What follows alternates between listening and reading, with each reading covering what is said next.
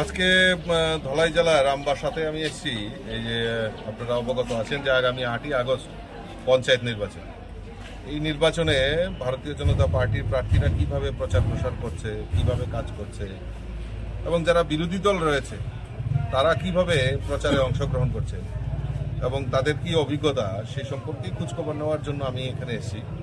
এবং এখানে এসে আমি খুব আপ্লুত হয়েছি একটাই কারণ আমাদের কার্যকর্তার মধ্যে যে জোশ দেখলাম যে এবং মানুষ ভারতীয় জনতা পার্টির সঙ্গে রয়েছে এবং তা আগামী 8 আগস্টে যে নির্বাচন হবে সেখানে তার প্রতিফলিত হবে যে মানুষের যে আত্মবিশ্বাস, ভারতীয় জনতা পার্টির যে প্রতি যে ভরসা, নরেন্দ্র মোদীজির উপর যে গ্যারান্টির যে আত্মবিশ্বাস, রাজ্যের মাননীয় মুখ্যমন্ত্রী প্রফেসর ডক্টর মানিক সাহাজির নেতৃত্বে যে সরকার, সেই সরকারের যে গ্যারান্টি, তার উপর নির্ভর করে মানুষ গত লোকসভা নির্বাচনে যেভাবে প্রতিফলন দেখিয়েছে আগামী পঞ্চায়েত নির্বাচনেও তার প্রতিফলন দেখাবে।